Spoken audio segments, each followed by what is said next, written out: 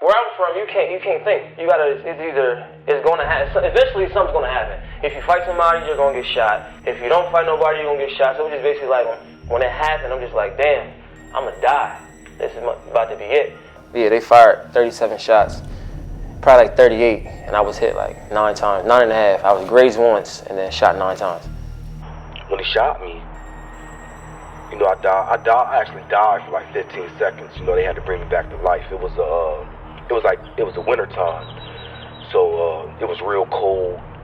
And when I got shot, it was like a bolt of lava just went inside my body. You know, I'm only 13 at the time. You don't realize the effects that it had when once that bullet is in you. I could walk out here and fall paralyzed today because the bullet is still in my spine. You know, that's just the way it is. You know, this is just what I try to tell these kids. You know, you don't realize what you put your life in when you're out here in these streets. I remember months later waking up and asking my mom why my head hurt so bad. And she was like, "You don't remember?" And I was like, "No." She's like, "You got shot." And I was like, "Where?" And she said, "In your head." And it was just bad news ever since then.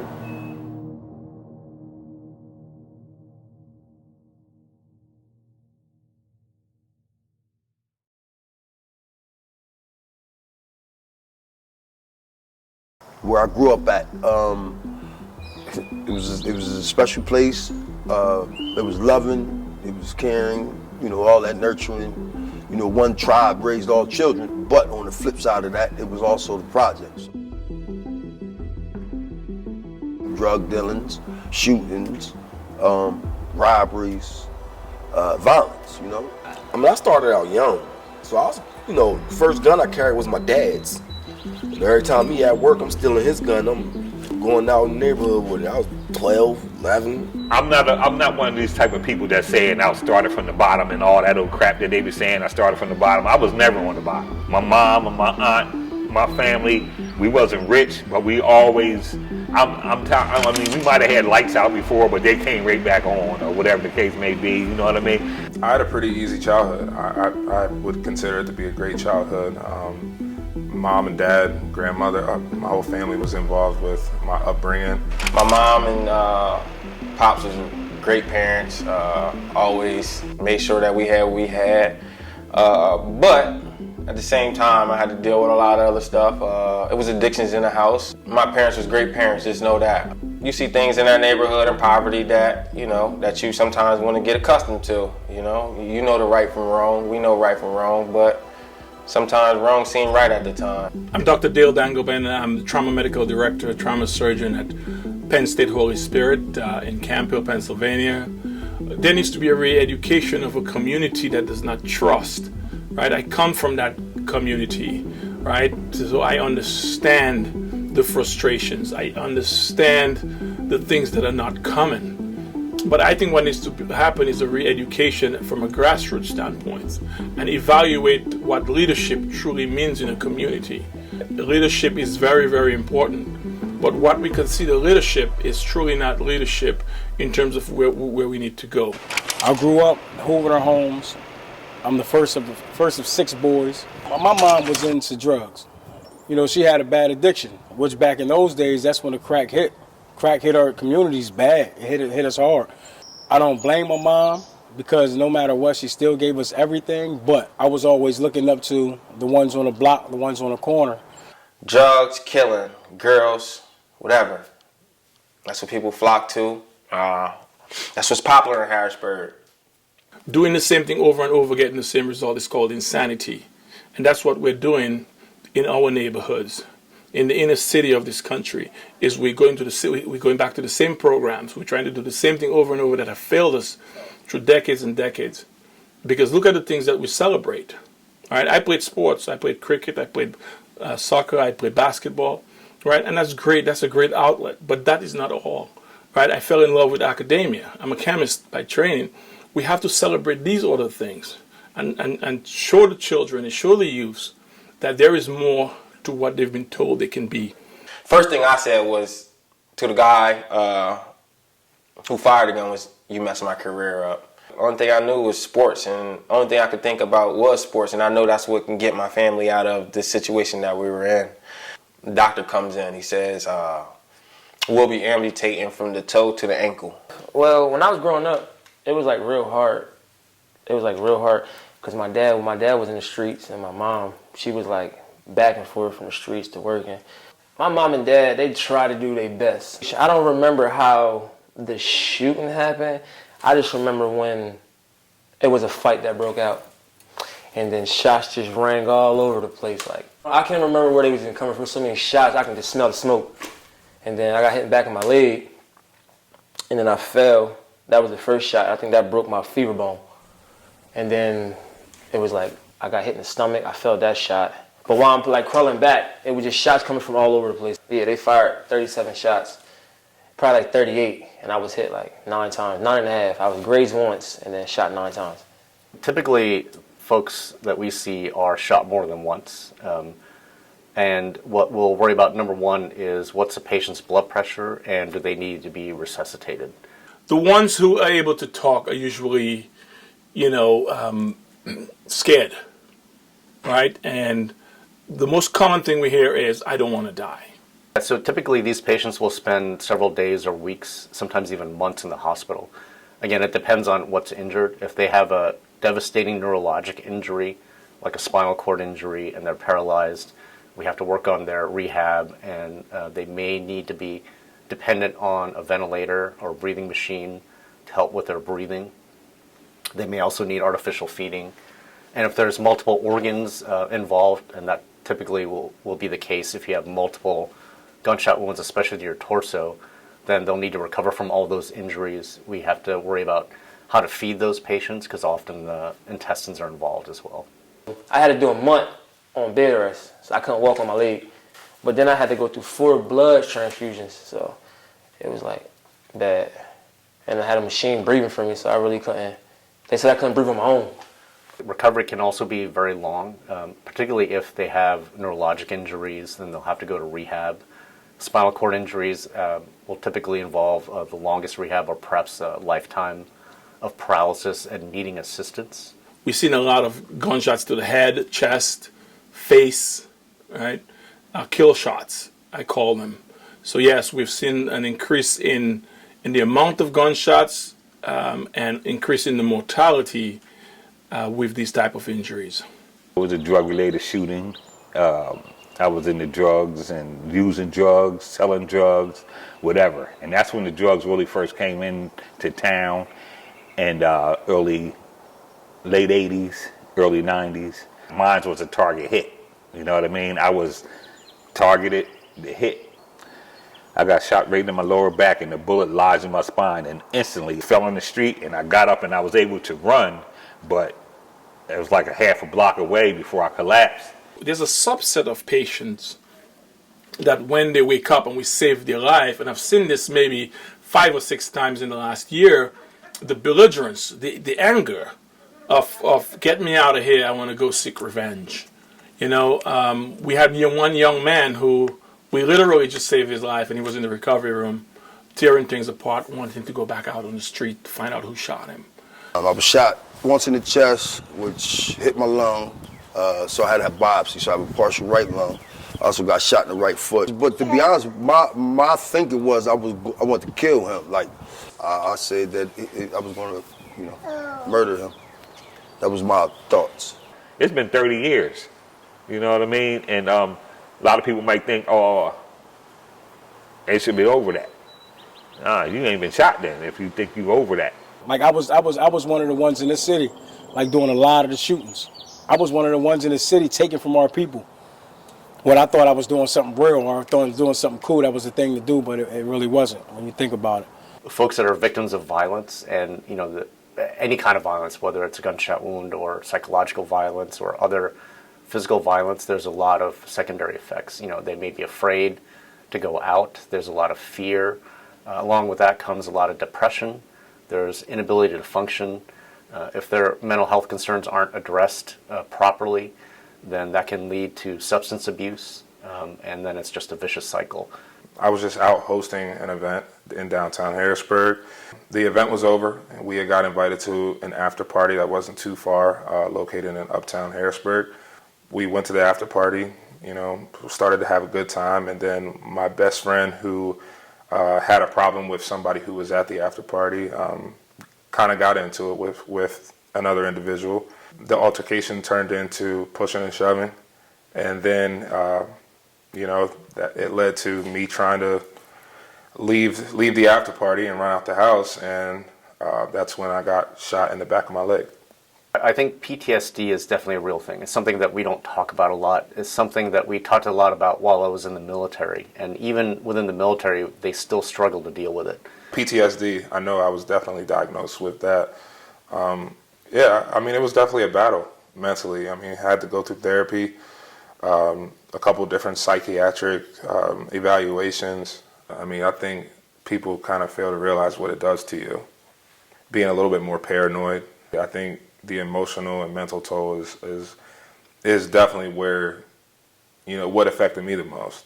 Surviving is, obviously the godsend, and that's the one thing that everybody is happy about, but I don't think really people understand the long-term effects. The gunshot to the head is very complex, and most of the time if it's a transcranial, meaning that it went from one side to the next, that's, fatal. I remember months later waking up and asking my mom why my head hurt so bad. And she was like, "You don't remember?" And I was like, "No." And she's like, "You got shot." And I was like, "Where?" And she said, "In your head." He had to have a feeding tube put in, he had a trach put in his throat, he had he had a piece of his skull removed, and then at some point had to have that put back on. So that was 2 different surgeries. There's a lot of complications that can happen even after surgery. So they can get infections, you can get obstructions of your intestines, especially if you had a big abdominal surgery. Some of those organs may be permanently damaged, and we're talking about things like kidneys. Patients may require dialysis. For the patients with spinal cord injury, they may need organ support in terms of breathing and artificial feeding for the rest of their life, potentially. Growing up in Pembroke was a blast. Had all the friends you could need. And all we did usually was skateboard and play manhunt.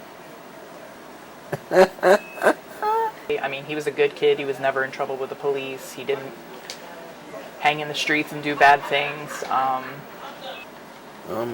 My left side, I can't move at all. My right side works fine. My head hurts all the time. Before this happened, I had a girlfriend. And she's been the best friend throughout the whole thing. And it just sucks, it just happened. And most of it is coming from Harrisburg. We got to be honest. We got to talk about the situation, and we cannot, we got to talk about the elephant in the room. We can't sweep things under the rug. It's the reality of the situation. And on this platform, I will say, we had 5 one weekend, all between the ages of 14 and 18. That's unacceptable. This is an epidemic, and we have to sit and reflect, each and every one of us individually, and say, hey, how can I help fix the problem, and what have I also done to contribute to the problem? And then come together in a grassroots effort to fix this. I'm a happy man. I changed my life around. I done did positive things for the community. I took from the community. Now my thing is to give back. I took a lot from the community, and now I just want to give back. I want to talk to younger kids that live the life that I lived, and I want to explain to them, hey man, things can change. I've shot people, I've been shot. I shot at people, been shot at. I've done everything you possibly can do except for put a person under the ground. Now I'm just a different person, Like I believe in God, That's who helps me get through what I go through in life, and my children. I went through a lot to get here, a lot. A lot of pain, a lot of sweat, a lot of tears, addiction, rehabs, counseling. It's a lot. Yeah, it's a lot. Yep, it's a lot, man. Mental health is a huge challenge in the black community. We have seen an escalation, in that. But what we don't see is the BIPOC, the people of color, mental health providers. And I hate using the word providers, but the psychologists, the psychiatrists, people who look like you, who sound like you, who've been through what you've been through, who understand what you're going through.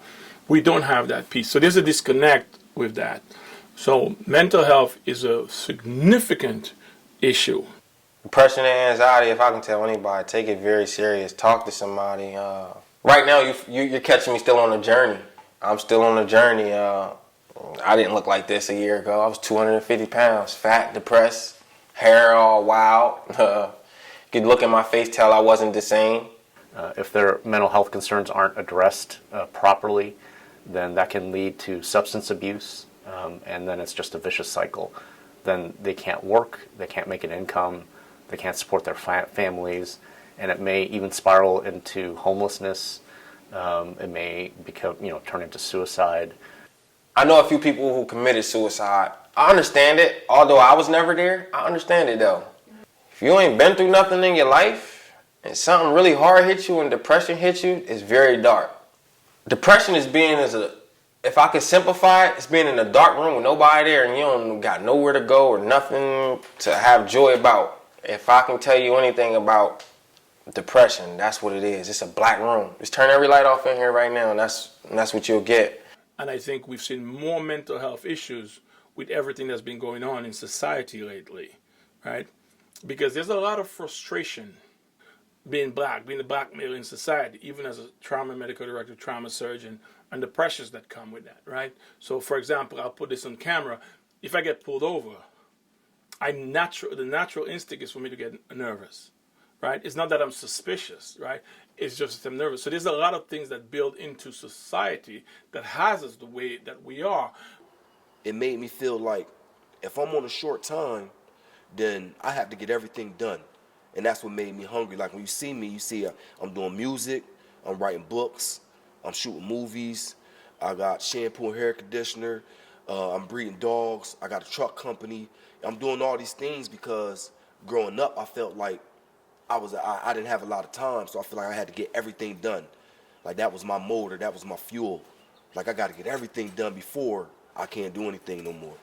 Drugs is either jail, death, or you end up in some crazy institution because you done lost your mind. And them is the results of the drug game, period. You know what I mean? All that money and all that glamour and all that, that's all good, and it's not really all good, but you can get all that, but that's not going to last. You know what I mean? There's no such thing as a successful drug dealer. They don't even make movies of a successful drug dealer. You always die or you end up in jail. I feel like every day when I wake up, I feel that. Like, I feel like any given day somebody can just kill me. I always feel that way because I look at it like life now is like if you make the wrong move, you slip up, you're done. So I look at things different. So that is like a PTSD in my head. Like I help flip houses. I work. I manage my money that way. I work out. I still make music. I get paid for features still.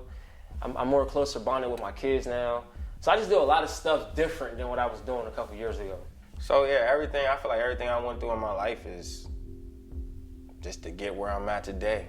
You know, you gotta feel a great amount of pain to understand what joy is. So now I'm finding myself and becoming a joy. I like doing stuff like this, talking to the youth. I done did 3 events already with 2 more lined up. I'm about to start training kids as well. So it's all about giving back. I try to give myself a lot more in a positive way. If you bad energy or something, I won't too much mess with it. And good deeds never go away. Your money, it doesn't follow you to the grave, but your good and your bad deeds do. So I started Michael's Memory in Mike's name. And push, not only Harrisburg, I try to push everybody in a positive direction, a better direction. Gun violence definitely doesn't benefit anyone. Not the victim, not the shooter, not the victim's family, not the shooter's family. Like, a lot of people suffer. It's not just the victim of the shooting. And it doesn't just last for the time it happened. It pretty much lasts forever. And unless you could show someone how to be sustained, then they're going to keep going to criminality. Period. Not everybody will make it to the NFL. Not everybody will make it to the NBA. Not everybody will be Usher or Michael Jackson or Beyonce. Right? And they need to understand that. There's more money put into rehabilitating prisoners than preventing people from going to jail. Right? We talk about the school to prison pipeline.